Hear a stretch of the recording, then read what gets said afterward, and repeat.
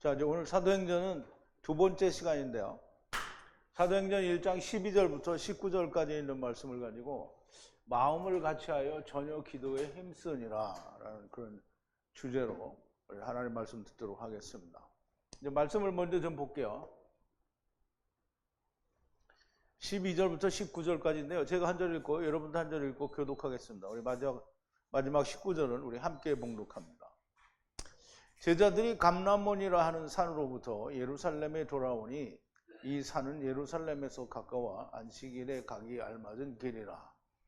들어가 저희 요한은 다락에 올라가니 베드로, 요한, 야고보, 안드레와 빌립, 도마와 바돌로메, 마테오와 알페오의 아들 야고보, 셀로딘 시몬, 야고보의 아들 유다가 거기에 있어.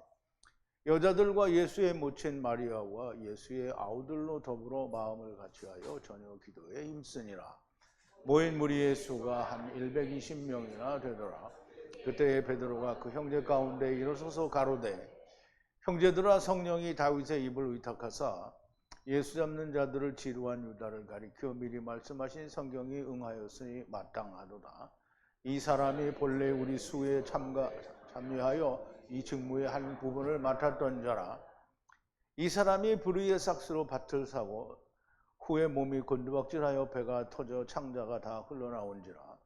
이 일이 예루살렘에 사는 모든 사람에게 알게 되어 본방언에 그 밭을 이루되 아겔다마라 하니 이는 피밭이라는 뜻이라. 아멘. 자, 우리 잠깐 기도하겠습니다.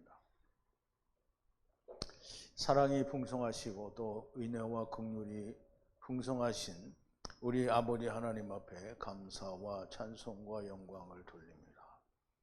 오늘은 우리가 사도들의 행적에 대하여 공부하는 그 두 번째 시간이 되었사온데, 오늘도 베드로와 그리고 120 성도들과 또 여자들과 예수의 어머니 마리아와 주님의 형제들이 한자리에 모여 전혀 기도에 힘쓰다가 베드로의 주장대로 또 저희들이 마음을 합하여 제비뽑기를 하여 마띠아를 11사도의 수에 가입을 시킨 내용을 우리가 공부하게 됩니다. 하나님이여, 우리가 마음을 같이하여 전혀 기도에 힘썼지만 하나님이 함께하지 않는 일에는 그 기도의 응답이 하나님의 것이 아닌 것이라고 하는 사실을 우리가 깨닫게 됩니다. 오늘 모든 것이 다 충분히 밝혀지지 않더라도 우리가 충분하게 깨닫고 이해하고 또 그렇게 짐작할 수 있도록 하나님께서 말씀으로 저희들을 양육하여 주시옵소서. 예수님의 이름으로 기도하옵나이다. 아멘. 자, 이제 오늘은 사도행전 그 두 번째 시간인데요. 먼저 우리 지난 시간에 사도행전 1장 1절부터 11절까지 공부한 내용을 조금 되새김을 해보겠습니다. 사도행전은 누가가 쓴 두 가지 책 중에 하나인데요. 하나는 누가복음이고요. 또 다른 하나가 이 사도행전인데요. 누가는 두 번 다 데오빌로라고 하는 하나님의 친구라는 이름을 가진 그 로마 사람 어떤 그 고급 관리에게 책을 보낸 것으로 그렇게 사료가 되고요. 첫 번째는 예수님께서 오셔서 복음을 전파하기 시작한 그날로부터, 물론 이제 제자들을 부르는 것까지 다 포함을 하겠죠. 그날로부터 제자들에게 모든 명을 주시고 그 다음에 승천하신 날까지의 일을 기록하였다라고 말씀을 하고요. 그 두 번째 책은 그 명을 받은 제자들의 그 사도들의 그 성령님과의 함께한 행적에 대하여 기록을 하는데요. 성령님이 오시기 전에 베드로가 이 마가의 다락방에 모여서 기도에 힘써서 마띠아를 자기들이 선출하는 그런 내용에 대해서 누가가 기록을 했고, 또 우리가 그 내용을 좀 살펴보게 됩니다. 누가가 이것을 기록한 데에는 분명히 의도가 있었고, 또 그 의도를 우리가 충분히 이해하고 깨달아야 되리라고 생각이 됩니다. 명하셨다라는 말은 그냥 어떤 한 가지 일을 이거 해라 이렇게 명하신 게 아니고, 예수님은 제자들에게 하나님의 태초로부터 예수님이 오시기까지의 모든 일을 다 말씀을 하시고, 그리고 이 예수 그리스도로 말미암아 구원하는 은혜에 대해서 명하라, 전하라고 명을 하신 거잖아요. 그러니까 예수님이 뭘 명하셨다라는 말은 밑도 끝도 없이 뭐 가서 해라 이런 말이 아니라 정말 방대한 내용을 알고 있어야 되는 거예요. 그래서 그걸 전하라고 했다라는 말이고요. 모든 말씀은, 모든 진리를 하나도 빠짐없이 다 알려주셨다라는 말씀이고요. 아무것도 주시지도 않으시고 그냥 가서 명하라, 뭘 하라고 명하셨다라는 말이 아닌 거예요. 그리고 이 두 번째 책에는 택하셔서 그 명을 주셔서 받으신 제자들의 행적을 기록한 것이라는 말씀인데요. 사도들은 주님의 명령을 받았으니 말씀을 받은 것이고 함께 증거하실 성령님을 기다리고 있었는데요. 40일 동안 친히 사람들의 옆에 서셔서 보이시고 또 증거하시며 하나님 나라의 말씀을 전하셨어요. 명하신 말씀을 행하기 위하여는 성령님이 오셔야 하므로 마땅히 약속하신 성령이 오시기를 예루살렘을 떠나지 말고 기다리라고 그렇게 하셨고, 너희는 몇 날이 지나지 않아서 성령으로 침례를 베풀 것을 말씀하시는데, 제자들이 때가 주님의 나라를 회복하시는 때인가 묻고, 주님은 때와 시는 아버지의 권한에 두셨다라고 하시고요. 그 이스라엘의 회복에 대하여는 너희 알 바가 아니라고 말씀을 하시고, 오직 성령이 임하시면 차바를 취하고 예루살렘과 온 유대와 사마리아와 땅끝까지 이르러 내 증인이 되라고 하십니다. 성령이 오시면 먼저 권능, 즉 성령에 의해서 영이 살아나게 되고, 그 영이 살아난다는 것을 세상에 끝까지 전하는 증인이 될 것이라는 말씀이 됩니다. 성령의 은사, 표적은 권능이 아닙니다. 권능은 차바, 곧 영이 살아나는 것을 말하는 것이고요. 이렇게 말씀을 하시고 성령을 기다리라고 하시고 저들이 보는 데서 하늘로 올리어 가시니, 구름 속으로 올라가시니, 구약시대 때 하나님이 구름 속에서 모세가 말씀하신 것과 같은 내용이 되고요. 구름에 가리워 보이지 않게 되었다. 그리고 흰옷 입은 두 사람이 너희가 본 주님은 올리어 가신 그 모습대로 다시 오실 것이라고 말씀하시므로 공중재림이 있을 것이라는 것에 대해서 말씀하셨다라고 보여집니다. 자, 이제 12절인데요. 제자들이 올리브 산으로부터 예루살렘으로 돌아오니 이 산은 예루살렘에서 가까워 안식일에 가기 알맞은 길이라 그랬어요.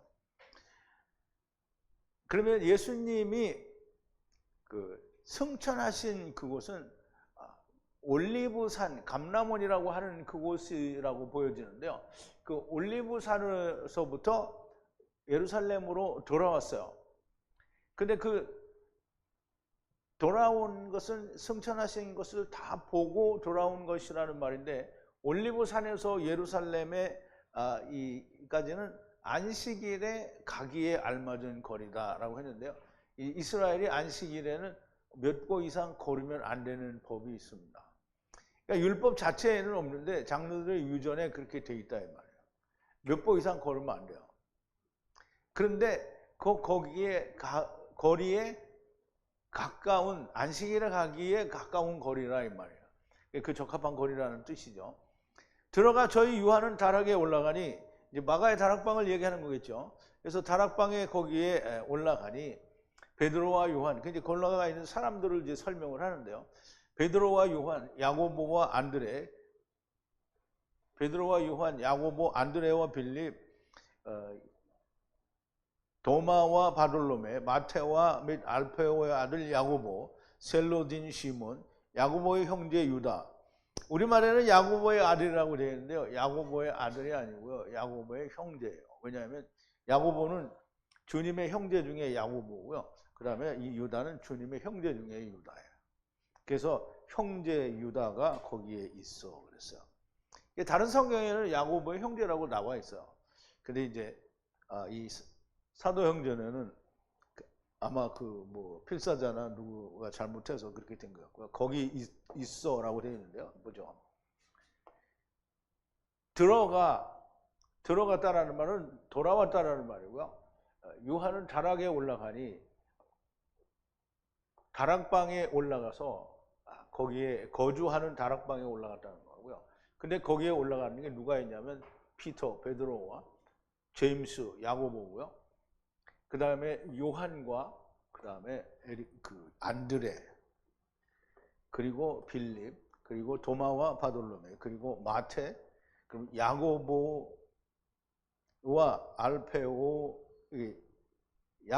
알페오의 아들 야고보와 그리고 시몬, 셀롯인 시몬이라는 말은 셀롯이라는 말은 열심이다라는 뜻이에요. 셀롯인 시몬과 그리고 야고보의 동생 유다가 그렇게 있어서 11제자들이 다 나온 겁니다. 이 11제자가 거기에 있고, 그리고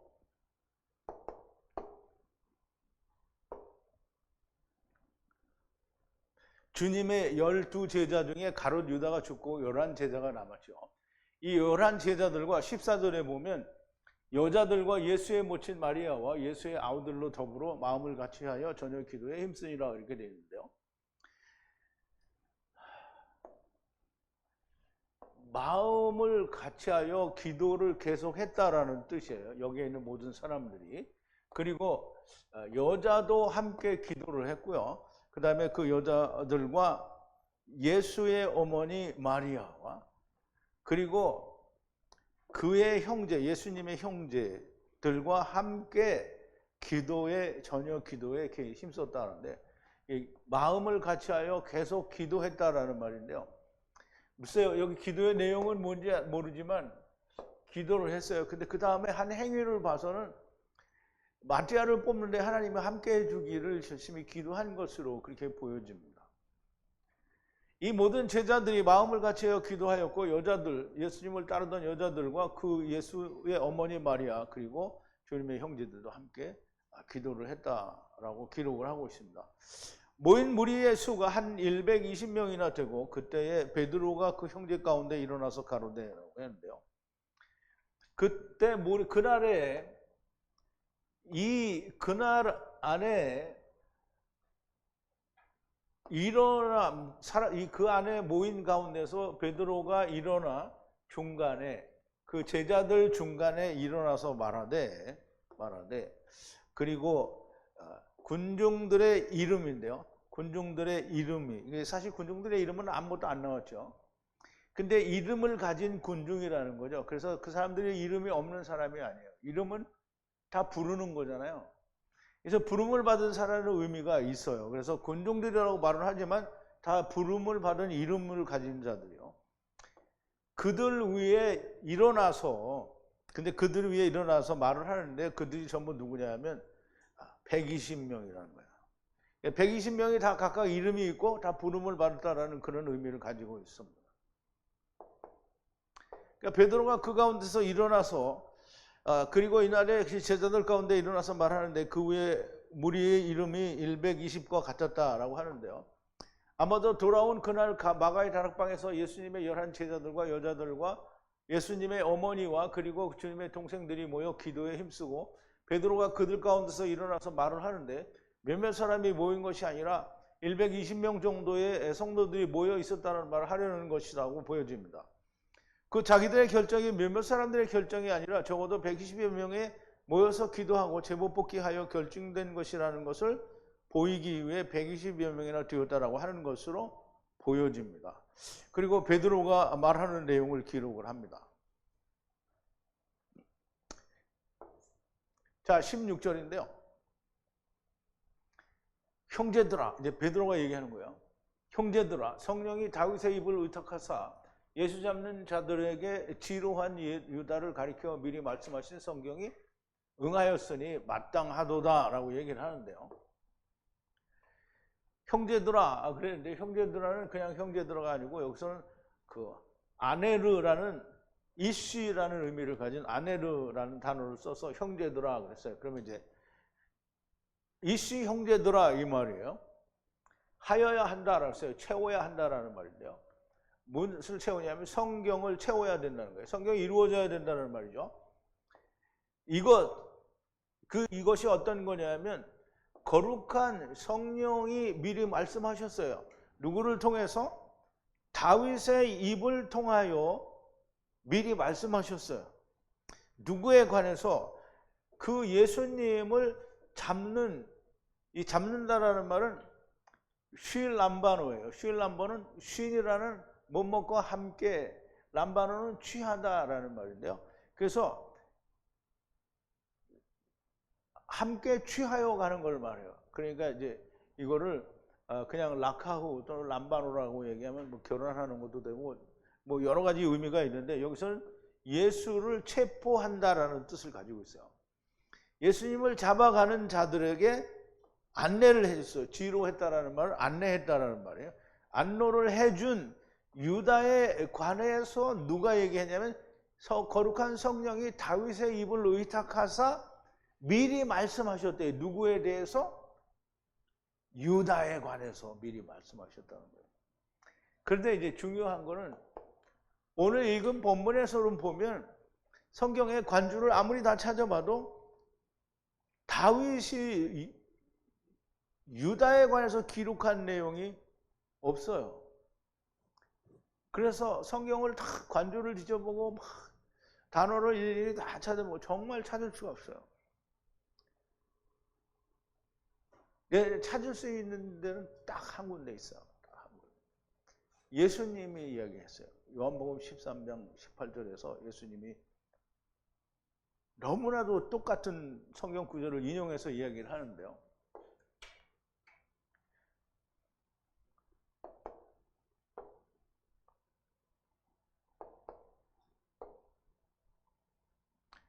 다윗의 시편 41편 9절에 보면 이제 한번 일단 보죠.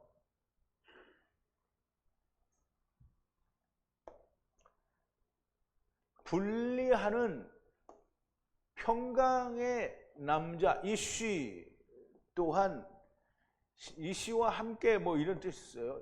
신뢰하는 떡을 먹는 자가 발꿈치 위에 가다를 했어요. 성장했다 이 말인데요. 장성했다 이 말은 발꿈치 위에 자기가 대적해서 튀어나왔다라는 그런 의미를 가지고 있어요. 그러면 이제 여기에 그런 의미가 어딨냐, 우기냐 이렇게 또 얘기할 수 있겠죠. 그래서 주님이 말씀하신 걸 우리가 봐야 됩니다. 자, 이제 보세요. 우선 제가 설명을 드릴게요. 다윗이 그 시편 41편에 기록한 내용이 뭐냐면, 다윗이 그 아들이 여럿 있고 그 다음에 딸이 있는데요. 다윗의 가장 큰 아들이 암논이에요. 근데 그 암논이 그 다윗이 낳은 딸 중에 디나라고 있는데요. 그 디나를 겁탈했어요. 너무 이쁘고 사랑하니까 겁탈했는데, 그 이제 사랑해서 겁탈을 했으면 데리고 살면 되는데 버렸어요. 그러니까 이제 고약하게 된 거죠. 그런데 그 암논의 동생이 압살롬이라고 있어요. 성경의 사람들의 이름은 다 좋아요. 압살롬은 하나님과 평화를 하는 사람이에요. 압살롬이 그 형이 암논이 자기 동생인데 겁탈하고 버렸잖아요. 그러니까 괘씸하게 생각한 거예요. 왜 데리고 살지 왜 버리냐. 그래서 기회를 받다가 암논을 죽여버렸어요. 그리고는 도망을 갔어요. 자기 아버지한테 죽을까 봐 이제 도망을 가서 몇 년을 숨어 있다가 다시 누구 사람을 통해서 다윗에게 돌아왔어요. 그런데 어떤 순간에 이 압살롬이 아버지를 반역을 했어요. 그러면 이제 아버지를 반역을 해서 이제 아버지를 몰아내고 자기가 왕이 되고 싶었는데, 그 다윗의 모사 중에 말하자면 책략가죠. 옛날 같으면 제갈공명 같은 이런 모사 중에 아히도멜이라는 사람이 있었어요. 근데 압살롬이 반역을 하자마자 이 아히도멜이 압살롬에 가서 착 달라붙은 거예요. 그래가지고 압살롬에게 막 모든 계략을 다 써가지고 이렇게 하면 다윗이 죽고 당신이 왕이 될 거다라고 했는데, 하느님이 중간에서 틀어가지고 압살롬이 그 계략을 버리고 다른 일을 택했어요. 그래서 이 압살롬이 자기 계획이 틀어지니까 가서 자기 고향에 내려가서 목을 매서 자살을 했어요. 자, 이제 그것을 기록한 내용이 시편, 다윗의 시편인데요. 주님께서 이 말씀을 인용을 합니다. 요한복음 13장 18절인데요. 최후의 만찬 데서 이제 이 제자들하고 다 같이 먹는데 유다가 떡을 때 가져가면서 주여 그가 누구니까 내니까 그러니까 예수님이 네가 바로 말하였도다 이렇게 얘기를 하잖아요. 그런데 그때에 이 예수님께서 내가 너희를 가리켜 다 말하는 것이 아니라 내가 나의 택한 자들이 누구인지 알미라. 그러나 내 떡을 먹는 자가 내게 발꿈치를 들었다 한 성경을 응하게 하려는 것이라 이렇게 돼 있거든요. 그럼 아까 한 내용과 이 뒤에는 똑같죠. 내 떡을 먹는 자가 그랬잖아요. 자 이제 보세요. 너의 모두를 말하는 것이 아니라는 거예요. 나는 내가 선택한 것을 알아요. 그러나 그와 같이 성경이 채워지는 거예요. 말에 채워지게 하기 위해서라는 거죠.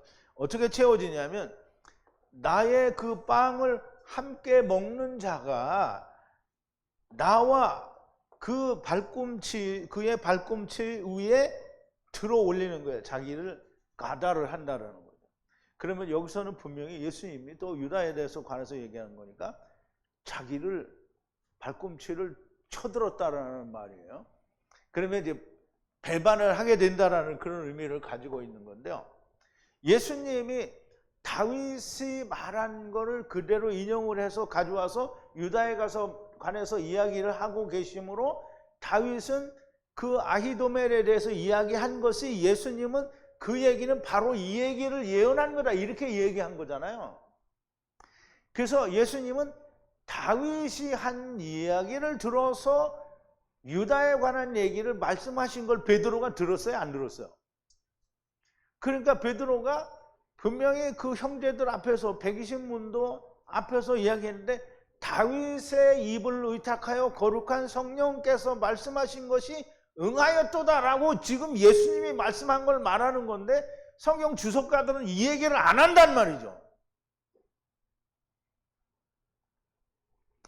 그리고 뭐 성경은 주석을 찾아보고 관조를 찾아보고 뭐 디리디리 뭐 백방 사방 천방을 다 찾아봐도 이 얘기를 안 해줘요. 누구만 하냐? 예수님만 해요. 그러니까 이 얘기를 안 하는 놈들은 뭐냐면 전부 거짓 선지자인 거예요. 아, 예수님이 했는데 그 말을 왜 안 하냐는 말이에요. 아유, 뭐 공부하다 보면 모를. 그럼 하나님이 없으니까 모르는 게 하나님이 있으면 알아요. 성령님이 있으면 알게 되죠. 그럼 너는 너만 잘난 척을 하냐? 내가 잘난 게 아니라 예수님이 잘난 거잖아요. 자, 이제 베드로가 말한 성령의 감동하심에 의해서 다윗이 미리 말씀하셨다라는 것은 바로 이것을 말하는 거고요. 17절에 보니까 이 사람이 본래 우리의 수 가운데 참여하여 이 직무의 한 부분을 맡았던 자라 이렇게 얘기를 하죠.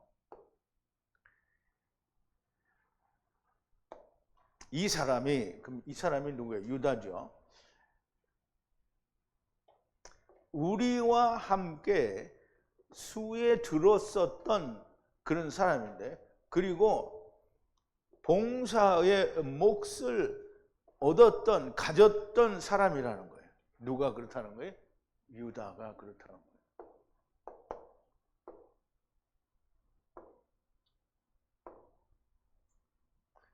말 그대로 주님께 부르심을 받고 다른 사도들과 함께 참여한 자였고 봉사, 섬김, 디아코노스의 몫을 얻었던 자였어요. 주님께 택하심을 받았고 말할 수 없는 영광의 자리에 들어 영광의 일을 하라고 부르심을 받은 자인데요. 그런데 이런 사람이라도 자기 생각이 들어가면 아무리 진리의 말씀을 들었더라고 하더라도 멸망이 됩니다. 이걸 배도라고 하는 거예요. 그러면 배도는 누가 하는 거라고 내가 아까 말씀을 드렸죠. 배도는 자기가 착각하고 있는 사람들이 배도를 하는 거예요. 지금 유다도 주님의 택하심을 받고 그 영광의 일을 참여할 수 있는 자가 되었는데 자기 생각이 들어가니까 팔아먹고 또 자기 생각에 의해서 죄의식을 느끼니까 자살해버렸어요. 그 베드로는 그 대제사장 집의 요정 앞에서 너도 그 사람과 한패다 그러니까 아니다. 또 너다 그러니까 또 아니다. 그러니까 또 맹세코 저주하여 나는 아니라고. 그러면 유다하고 뭐가 달라요? 근데 베드로는 자살했어요, 안 했어요? 쪽팔리지만 자살을 안 했어요. 그래 20장에 요한복음 20장에 가니까 주님이 뭐라 그래요? 만나서 네가 나를 사랑하냐? 내 양을 먹이라. 네가 나를 사랑하냐? 내 양을 치라. 네가 나를 사랑하느냐? 베드로가 겁이 나죠. 주여 내가 주께서 내가 주를 자랑하시는 줄 아나이다. 그러면 내 양을 먹이라. 또 내 양을 치라 얘기를 하죠. 베드로는 버림을 안 받았어요. 근데 유다는 어떻게 했어요? 자기가 자기를 처벌을 해버렸잖아요. 처벌은 누가 하는 거예요? 하나님이 하는 거예요. 이제 자기가 자기를 왜 처벌해요? 그러니까 주님이 뭐라 하냐면 그럼 안 나는 게 날 뻔했다 그런 거예요. 자 이제 보세요. 그런데 이 사람이 자기 생각이 들어가서 그렇게 된 거잖아요. 진리의 말씀, 생명의 말씀이라고 생각하지 않거나 믿지 않으면 상관이 없어요. 그런데 진리요 생명의 말씀이라고 교회에 와서 듣고 있으면서 집구석에 처박혀 있으면 70번째 이래가 왔을 때 창세로부터 지금까지 없었던 환란이 오게 되면 신발 바꿔 신을 것이 틀림이 없는 것이 베드로예요. 그러면 왜 베드로를 하겠나? 백마를 타시고 뒤에 백마 탄 세마포 입은 천사들과 함께 오셔서 하늘 이 끝에서 저 끝까지의 사방에서부터 막 불러요. 그럼 누가 와요? 카탄들이 들림을 받는 거잖아요. 공중으로 다 들림을 받는 거예요. 그런데 진리의 말씀을 들었다고 집구석에 처박혀서 형제하고는 교제를 안 하고 집구석에 혼자 처박혀서 나만 나는 하나님 말씀을 들었다 나는 구원이야 이러고 있는 사람은 뭐 형제와 사랑을 안 했어요. 그러니까 어떻게 돼요? 중심을 보시는 하나님이 데려가요? 안 데려가요? 안 데려가요. 그러니까 70번째 이래가 오면 그때는 이미 다 환란인 줄 알아요. 그런데 들림받은 사람인데 자기는 안 됐잖아요. 그러면 어떻게 하는 거예요? 실망하죠? 그러면 내가 이렇게 믿었는데 나를 안 데려갔다. 그러면 하나님이 가짜구나. 배도하는 거죠. 그게 배도예요. 그러면 우리가 잘 이해를 해야 돼요. 예수 믿는 사람들은 자기들이 예수 믿는다라고 하는 사람 예수 믿는 사람이 아니에요. 예수 믿는 사람은 누가 예수 믿는 사람이면 아버지께서 이끄신 자가 예수 믿는 사람이에요.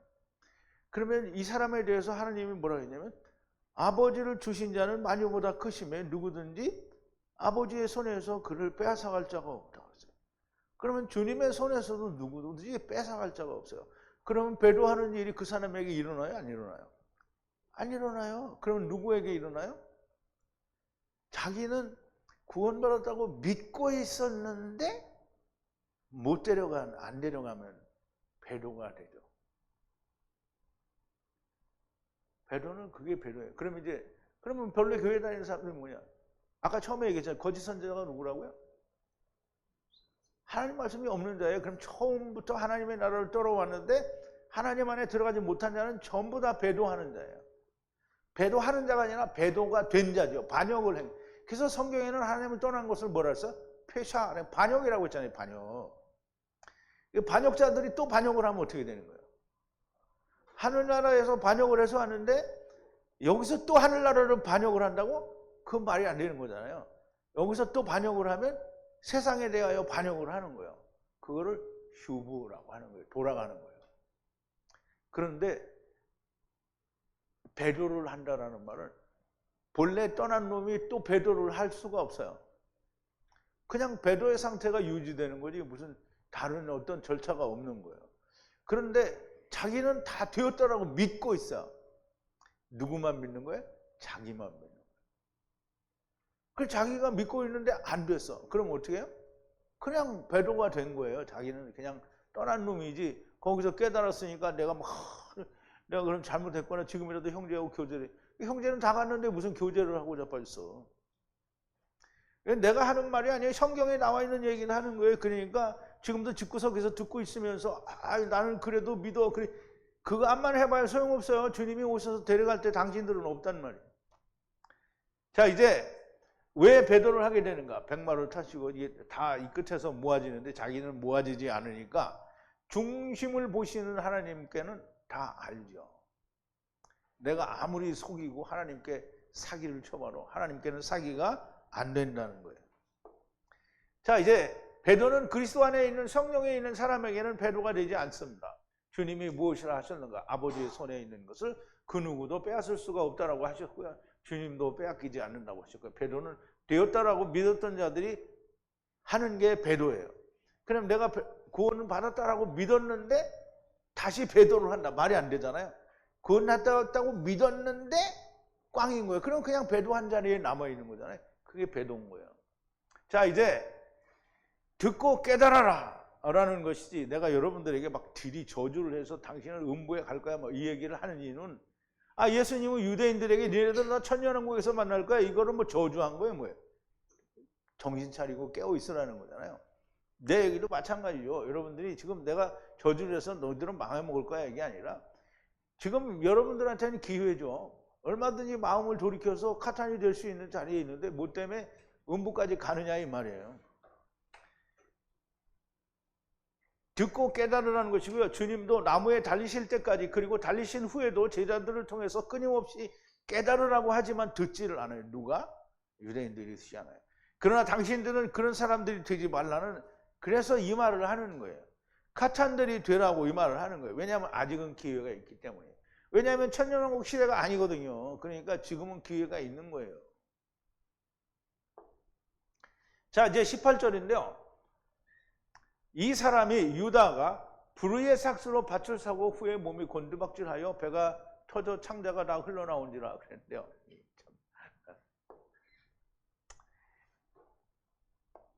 이 사람이, 그러니까 유다지요. 이 사람이 불의의 삭스로 밭을 샀어요. 그 불의의 삭스로, 구역이라는 말은 밭이라는 말인데요. 밭을 소유했어요. 틀림없이 그렇게 샀다라는 거예요. 그리고 곤두박질했다, 거꾸로 되었다라는데, 곤두박질했다는 그렇게 했는데, 그렇게 해서 갈라졌대요. 이제 배가 갈라졌다고 그러는데, 왜 배가 갈라지냐면 가운데 중간이 갈라졌대요. 그래서 흘러나왔대요. 뭐가 흘러나왔대요? 모든 내장이 흘러나왔대요. 그런데 우리가 여기 잘 알아야 되는 게, 여기에 보면은 이 내장이라는 말은 사전적 의미에 이 창자라는 뜻이 전혀 없어요. 심장, 마음 혹은 사랑이라는 뜻이에요. 그러면 우리가 배가 갈라졌는데 심장이 툭 튀어나왔다 이 말을 하는 거예요. 근데 이제 우리가 잘 이해를 해야 되는 거는, 분명히 마태복음에서 마태는 뭐라고 했냐면, 은전 30을 성소의 곳간에 아니라 성소 예물창고에 던져두고 가서 목매어 죽었다고 그랬어요. 그런데 이제 조금 이따 또 나와요. 그런데 그 제사장들이 뭐랬냐면, 이것은 피값이라. 예수님의 피값이잖아요. 그러니까 성전에 두는 게 옳지 않다. 그래가지고 그걸 꺼내다가 토기장의 밭을 샀어요. 그래서 그것으로 이 나그네들의 무덤을 삼았다 그랬어요. 그래서 피의 값으로 샀으니까 피밭이다라고 하는 거예요. 그걸 아겔다마라고 했어요. 자, 이제 여기에서 성경에서 이야기하는 거는, 베드로가, 마태는 목매어 죽었다라고 분명하게 기록을 했는데, 베드로는 야 그거 아니야, 머리로 처박혀가지고 이렇게 머리로 처박혔는데 왜 내장이 갈라져? 그리고 거기 심장이 탁 튀어나왔어. 그게 아니라 거꾸로 되었어요. 거꾸로 됐다라는 말은 이제 자기가 살려고 하다가 반대로 됐다라는 얘기예요. 목매어 죽었어요. 그랬더니 갈라졌어요. 뭐가 갈라졌어요? 그 사람의 속이 갈라져서 그 속에 있는 마음이 다 튀어나온 거예요. 그러면 유다가 가진 생각이 다 세상 사람들한테 까발려졌다는 거죠. 돈이 필요해서 이놈은 예수님을 팔아먹은 놈이다. 이게 다 빠져나왔잖아요. 중간을 가운데로 흘러나왔다라는 말은 마음이 흘러나왔던 거예요. 그의 마음이 흘러나왔다는. 그래서 그러면 유다의 내장이 터져서 나왔다. 그럼 내장이면 위장도 나오고 대장도 나오고 소장도 나오고 뭐 똥도 튀어나오고 다 그랬다는 거예요? 그게 아니에요. 자, 거꾸로 곤두박질을 했는데 왜 배가 터져서 내장이 흘러나오는가? 그가 어떻게 죽었든지 그의 죽음으로 인하여 그의 심장, 그 마음이 들었다는 의미로 이해를 해야 되는 거예요. 가로신 유다의 불의한 마음이 쏟아져 나왔다라는 것이고요. 번역의 오류는 진리를 항상 그르치게 됩니다. 19절인데요. 이 일이 예루살렘에 사는 모든 사람에게 알게 되어 방언에 그 밭을 이르되 아겔다마라 하니 이는 피밭이라는 뜻입니다. 이 일이 예루살렘에 사는 모든 사람에게 알게 되어 본방언에 그 밭을 이르되 아겔다마라고 하니 이는 피밭이라는 뜻이다 그러는데요. 예루살렘에 사는 모든 사람들에게 알려졌어요. 알려지게 됐고요. 그래서 이와 같이 불렀어요. 뭐라고 불렀냐면 그 밭을 아겔다마라고 불렀는데 그들의 언어로는 피밭이라는 거예요.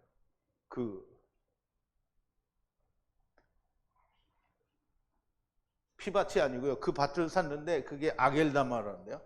그 아겔다마라는 말은 피밭이라는 이 밭은 싸대 혹은 그런 뜻이 아니고 이게 그냥 밭인데 구획이라는 밭인데 이 밭은 어리석은 부자가 농사를 짓는 밭을 말해요. 그래서 그 아브라함 품과 그 부자가 있는 음부에는 큰 구렁이 있다고 했죠. 그 구렁이 허무한 거예요. 근데 그 구렁에서 나온 그 단어가 이 구획이에요. 이 밭을 말해요. 그래서 허무한 밭을 말하는 거고요.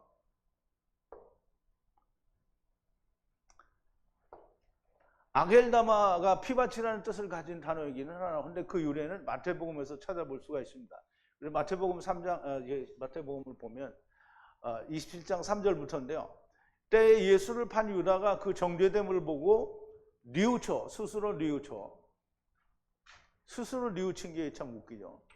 자기가 자기를 뉘우친 거잖아요. 이게 하나님의 말씀에 의해서 뉘우쳤으면 좋은데 그 은 30을 대제사장들과 장로들에게 도로 갖다 주며 가로되 내가 무죄한 피를 팔고 죄를 범하였도다 하니 저희가 가로되 그것이 우리에게 무슨 상관이 있느냐 네가 당하라 하고는 유다가 은을 성소에 던져놓고 물러가서 스스로 목매어 죽은지라. 스스로 목매어 죽었어. 대제사장들이 그 은을 거두며 가로되 이것은 핏값이라 성전고에로 둠이 옳지 않다 하고 의논한 후 이것을 토기장의 밭을 사서 나그네의 묘지를 삼았으니 그러므로 오늘날같이 그 밭을 피밭이라 일컫느니라. 그래서 피의 값으로 샀다 그래서 피밭이라고 하는 거예요. 이에 선지자 예레미야로 하신 말씀이 이루어나니 일렀으되 저희가 그 정가된 자 곧 이스라엘 자손 중에서 정가한 자. 그럼 이스라엘 자손 중에 정가한 정가는 값을 매겼다는 거죠. 그러면 30전에 값을 매긴 자가 누구예요? 예수님이죠. 정한 자의 가격 그 은 30을 가지고 토기장의 밭값으로 주었으니 예레미야서에 이렇게 인용이 되어 기록이 되어 있다는 건데요. 이는 주께서 내게 명하신 바와 같으니라고 하였는데요. 자, 이제 이 마태복음의 저자는 예레미야에 나와 있는 전체적인 맥락에서의 그 의도로 끌어왔을 것이라고 보여지는데요. 그러니까 예레미야를 전체를 요약해서 쓰지 않으면 그 의미를 찾기가 어려울 거예요. 그런데 마태는 예레미야의 글에 있다고 하는데 이것을 정확하게 똑같이 표현한 데가 스가랴 11장 12절 13절에 있어요. 한번 보죠. 내가 그들에게 이르되 너희가 좋게 여기거든 내 고가를 내게 주고 그렇지 아니하거든 말라. 그들이 곧 은 30을 달아서 내 고가를 삼으니라. 여호와께서 내게 이르시되 그들이 나를 헤아리는 바 그 준가를 토지장이에게 던지라 하시기로 내가 곧 그 은 30을 여호와의 전에서 토기장이에게 던지고 그랬어요. 그러면 물론 마태는 그 예레미야에 있다고 하는데 예레미야에도 이 내용이 있을 거예요. 그런데 이거를 요약을 해서 단번에 스가랴서에 기록을 한 이 내용을 차라리 이제 이 전 관주에서도 이거를 많이 인용을 했어요. 아무튼 베드로는 유다가 자기 일을 버리고 자기의 것으로 갔다라는 말을 얘기하는 거예요. 그러므로 이 직분을 다른 사람이 취하여 한다라는 말을 성경에 있는 말씀을 다 들어서 이야기하려는 거예요. 베드로는 예수님의 수제자이고 모든 모인 사람들의 대표로 말을 하는 것이고 거기에 모인 120 성도들도 베드로의 말에 대해 아무런 이의를 달지 않아요. 그런데 베드로의 이 행동과 말에 대해 하느님께 받은 바가 있느냐 하는 것은 너무나 중요한 일이에요. 그럼 베드로에게 하나님이 나타나셔서 야 이렇게 해서 12제자의 핫수를 하나 더 채워서 이렇게 하라는 말을 베드로가 들었으면 하나님이 시켜서 한 거잖아요. 근데 베드로에게 그런 말을 하셨다라는 기록이 없어요. 그러니까 누가 했냐면 베드로가 스스로 한 거예요. 하나님께서 말씀하시지 않은 바를 말하고 행하고 있는 거예요. 더 자세한 이야기는 내일 강의에서 더 자세히 말씀을 하시는데요. 성령이 오신 뒤에 하는 일과 성령이 오시기 전에 한 일의 차이를 말하는 거예요. 그걸 알아야 돼요. 누가도 이 일을 기록한 의도가 있을 거라고 보여집니다. 항상 말하지만 하나님의 시키신 일이 없는데도 알아서 하는 것은 아무리 성경에 기록된 것이라고 하더라도 하나님의 일이 아닙니다. 하나님의 말씀에 기록된 하나님의 일은 누가 하는 거예요? 하나님이 하는 거예요. 그냥 이루어졌으면 하나님이 이루신 거고 이루어지지 않은 것을 내가 이루는 것은 내가 하나님이 된 거잖아요. 하나님의 일은 하나님이 하시는 거예요. 그러면 다른 사람이 채우리라 이렇게 얘기했으면 그걸 채우는 걸 누가 해야 돼요? 하나님이 해야 돼요. 근데 지금 베드로가 하고 있는 거잖아요. 유대인 중에 믿는 율법주의자들의 행동이 그러한데요. 들은즉 이제 그 사도행전 15장에 보면 주님의 동생 야고보죠. 유다의 형인 야고보가 이제 바울과 사도 바울과 실라죠. 실라와 바나바가 안디옥 교회에서 보냄을 받고 이제 율법주의자들이 가리키는 가리킴에 의해서 묻는데요. 그때 이야기하는 거예요. 야고보가 얘기하는 거예요. 주님의 동생 야고보가 들은즉 우리가 들어본즉 우리 가운데서 어떤 사람들이 우리의 시킨 것도 없이 그러면 이제 보세요. 우리의 시킨 것도 없으니 그러면 야고보는 하나님이 아니지 않느냐. 무슨 소리 하고 있어요? 지금 성령님이 사도행전 2장 14절에서 성령님이 오셔서 이제 제자들이 다 성령이 충만한 사람들이잖아요. 그러면 우리의 시킨 것도 없이 그러면 성령님과 하나님의 말씀을 가진 제자들이 시킨 것도 없이 이렇게 말이 되는 거예요. 나가서 말로 너희를 괴롭게 하고 너희의 마음을 미혹하게 한다고 하기로. 그래서 이제 글을 쓰게 되죠. 그럼 이제 주의 동생 야고보는 율법주의자들이 갔는데 하나님이나 자기들이 시킨 게 없이 가서 지 마음대로 그 짓을 했다라는 거예요. 그러면 베드로도 지금 하나님의 시킨 것이 없는 데에 하나님의 성경 말씀을 다 들어서 성경에 있는 얘기를 지금 자기가 이루려고 하는 거잖아요. 무슨 말인지 이해 갔어요? 하나님은 하라고 말 안 했어요. 하나님은 하나님의 일이니까 하나님이 해야 되잖아요. 그러니까 너 누가 이거 해라 이걸 못 하는 거예요. 그런데 베드로가 성경에 이게 그 수를 다른 사람이 취하라 이렇게 했으니까 우리가 그걸 뽑자는 거예요. 그러니까 그거를 듣고 있는 모든 120명이 뭐라고 생각했냐면 아 맞아. 그렇게 생각을 한 거예요. 누구도 거기서 야 하나님 베드로에게 하나님이 당신께 얘기했냐 이렇게 물어본 사람이 없잖아요. 왜냐하면 예수님이 가시고 난 뒤에는 하나님이 사람들에게 뭔가 응답하는 것을 본 적이 없어요. 구약시대 때에도 사실 하나님의 역사는 다 성전을 통해서 나타나고 제사장들을 통해서 거의 나타나는데 예수님이 오셔서는 모든 응답을 예수님이 해줬잖아요. 예수님이 가셨어요. 그러니까 제자들 생각에는 그러면 우리가 다시 구약적인 방법을 택하자 이렇게 해서 제비뽑기를 한 것으로 보여져요. 자 이제 기록된 하나님의 말씀이라도 하나님께서 시키신 것이 아니면 아닌 거예요. 그런데 번역, 장로들의 유전, 신학, 종교회의, 세상 학문을 하나님의 말씀이라고 하는 것은 개인이나 자식들이나 하는 거예요. 하나님의 음성을 기다리는 사람이 돼야 됩니다. 성령의 가르침을 기다리는 사람이 돼야 되는데요. 보세요. 이제 베드로는 안 기다리고 우리 이제 사람들이 생각할 때 요나도 도망가다가 이 상선을 타고 배에서 이 상선이 뒤집어질 풍랑을 만나서 이제 엎어지려고 하니까 요나가 자기를 바다에 던지라 이렇게 얘기를 하죠. 그러니까 이제 그 상선 상주가 뭐라 하냐면 그럴 수 없다. 그러면 그 갈 사람은 누구지? 우리가 제비 뽑기를 하자. 제비를 뽑았는데 요나가 나오죠. 그러니까 분명히 그때는 하나님이 그 제비 뽑기에 응답을 하셨어요. 그런데 이제 보세요. 율법 시대에는 제비뽑기가 가능해요. 하나님이 응답을 하시기도 하고요. 레위기에도 그런 말씀이 있어요. 그런데 예수님이 오셔서 율법을 다 이루시고 하나님 나라의 일을 40일 동안 전하시고 그리고 성천하셨잖아요. 그러면 예수님은 모든 믿는 자의 의를 이루기 위하여 율법의 마침이 됐단 말이에요. 그러면 예수 안에 있는 자들이 율법을 다시 꺼내와서 그걸 지키면 돼요? 안 돼요? 안 돼요. 지금 베드로가 그걸 하고 있단 말이에요. 그러니까 하나님이 전혀 기도에 힘썼는데도 응답을 안 하신 거예요. 그 뒤에도 마태아가 그러면 이제 니네가 12사도가 됐어. 이 말을 하나님이 안 하신 거예요. 왜? 응답을 하실 이유도 없고 할 필요가 없어요. 응답을 안 하심으로써 하나님이 대답을 한 거예요. 그건 안 된다. 그런데 베드로와 그 제자들과 다른 여자들과 그 문도들이 뭐라고 했냐면 그냥 그 말을 믿고 따랐어요. 그래서 11사도에 가입을 시켜서 12이 됐단 말이에요. 그걸 누가가 기록을 했어요. 누가가 왜 그걸 기록을 했겠어요? 성령이 오시기 전에 그 일이 일어났단 말이에요. 그런데 이제 내일 할 얘기지만 하느님은 사도 바울에 대해서는 증거를 했어요. 친히 누구에게? 아나니아에게 가서 사울에게 안수를 하라는 거예요. 아나니아가 이 사람은 아닙니다 라고 했는데 하느님이 이 사람이 나의 이름을 위하여 지가 받을 해에 대해서 내가 나타내고자 하니라. 그래서 하나님이 택한 사도라는 걸 너무나 명백하게 증거를 해주셨어요. 그런데 마띠아에 대해서는 증거를 하지 않으신다라는 거예요.